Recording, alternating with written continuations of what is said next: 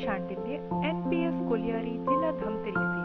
बच्चों, आज आप सभी के साथ पंडित दीनदयाल उपाध्याय जी की जीवनी साझा करने जा रही हूँ। आधुनिक भारतीय राजनीतिक चिंतन में कई युग पुरुषों का योगदान रहा है, जिन्होंने भारत की गौरवपूर्ण संस्कृति, स्वदेशी स्वराज्य एवं स्वभाषा को राष्ट्र निर्माण का अद्भुत तत्व मानकर देशवासियों को दिग्भ्रमित होने से बचाया तथा सही मार्ग पर चलना सिखाया।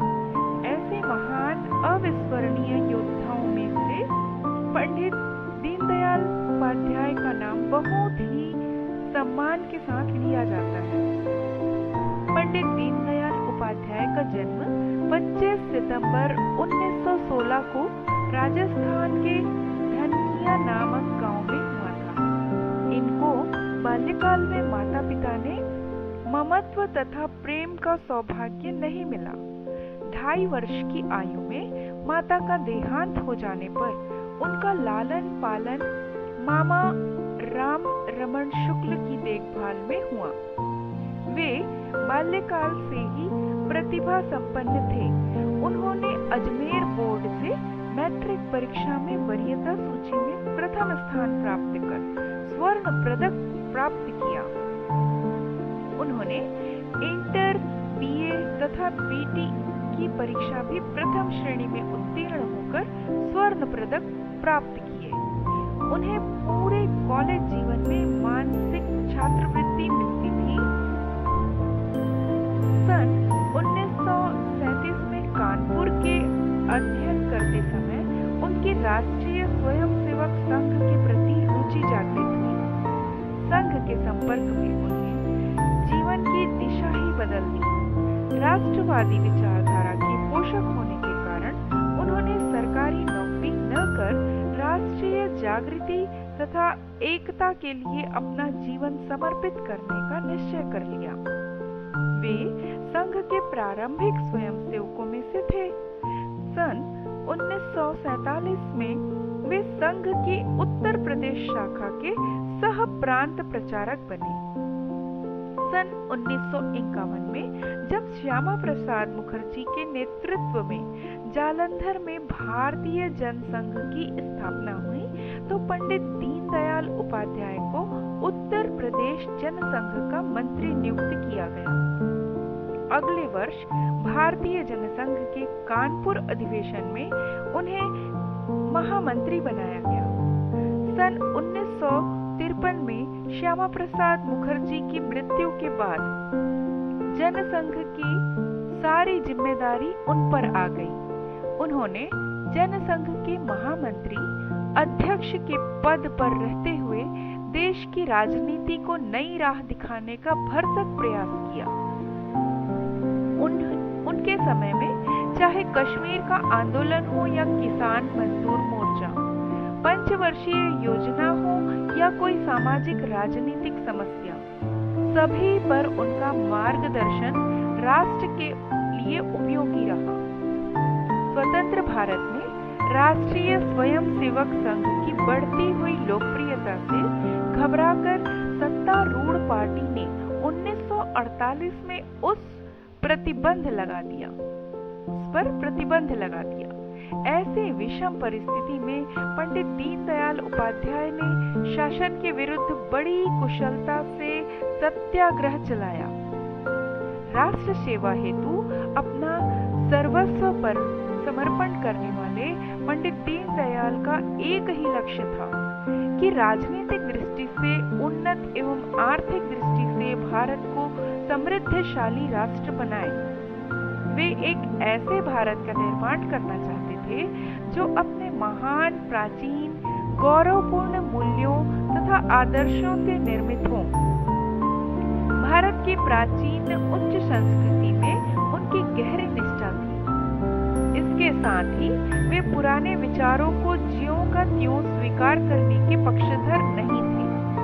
वे ऐसे नए मूल्यों को भी स्वीकार करने के पक्षधर थे जो हमारे लिए सुसंगत और राष्ट्रानुकूल हों। एक चिंतक, विचारक तथा राजनीतिक सचेतक के साथ ही वे एक प्रखर वक्ता, साहित्यकार एवं कुशल पत्रकार भी थे। उन्होंने विभिन्न विषयों पर अपने परिपक्व विचारों को प्रभावपूर्ण ढंग से प्रस्तुत किया। उनकी प्रथम कृति सम्राट चंद्रगुप्त बहुत लोकप्रिय हुई तथा कई भाषाओं में उनका अनुवाद हुआ। जगतगुरु शंकराचार्य पंचवर्षीय योजना, भारतीय अर्थनीति, एक दिशा उनकी प्रमुख चर्चित रचनाएं हैं। पंडित दीनदयाल बहुत परिश्रमी थे। जब वे दैनिक स्वदेश, साप्ताहिक, पंचजन्य तथा मासिक राष्ट्र धर्म का संपादन करने थे तो कई बार आवश्यकता पड़ने पर स्वयं ही कंपोज करते, मशीन चलाते, बाइंडर एवं डिस्पैच का कार्य करते थे। वे सूती की धोती कुर्ता पहनते तथा प्रतिदिन अपने कपड़े स्वयं धोते। अहंकार, व्यक्तिगत महत्वाकांक्षा जैसी संकीर्ण भावनाओं से दूर उनकी सादगी भरे जीवन को देख कोई भी यह नहीं जान सकता कि वे इतने महान व्यक्ति हैं। वे स्वदेशी तथा स्वभाषा के प्रबल समर्थक थे। उनके लिए स्वदेशी प्रचार का नहीं, आचरण का विषय था। स्वदेशी को उनका अभिप्राय सिर्फ विदेशी वस्तुओं का बहिष्कार तथा स्वदेशी वस्तुओं का उपयोग मात्र न होकर स्वदेशाभिमान था। वे हिंदी को राष्ट्रभाषा के रूप में स्थापित करने के प्रबल पक्षधर थे। पंडित दीनदयाल राष्ट्र की सर्वांगीण उन्नति के लिए व्यक्ति की राजनीतिक, आर्थिक, सामाजिक एवं मानसिक स्वतंत्रता को आवश्यक मानते थे।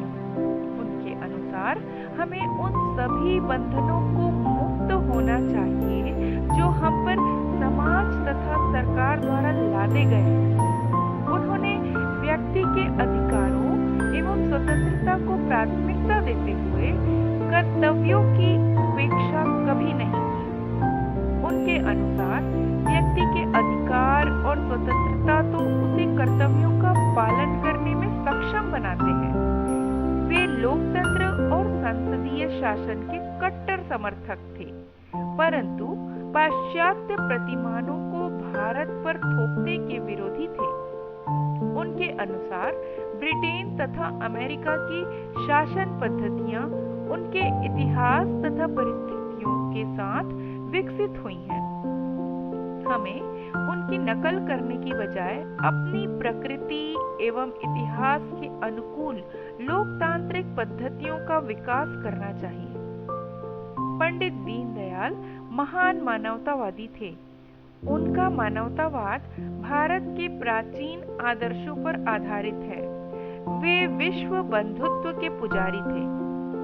उनके एकात्म मानवतावादी दर्शन में विश्व के सभी प्राणियों के प्रति प्रेम, समन्वय, सहिष्णुता और पारस्परिक सहयोग का प्राथमिकता दी गई है। मूल विचारक के रूप में एकात्म मानवतावाद के सर्वप्रथम प्रतिपादक पंडित दीनदयाल ने आधुनिक राजनीति, अर्थव्यवस्था तथा सामाजिक संरचना हेतु एक चतुरंगी भारतीय धरातल प्रस्तुत किया। निसंदेह एकात्म मानवतावाद के रूप में उनका मूल चिंतन भारतीयों का उसी प्रकार पथ प्रशस्त करता रहेगा जिस प्रकार प्राचीन काल के आचार्य चाणक्य के अर्थशास्त्र और आधुनिक काल में तिलक के गीता रहस्य ने किया। 11 फरवरी 1968 को उनका निधन रहस्यपूर्ण परिस्थितियों में हो गया। उस घटना का रहस्य आज तक ज्ञात नहीं हो सका।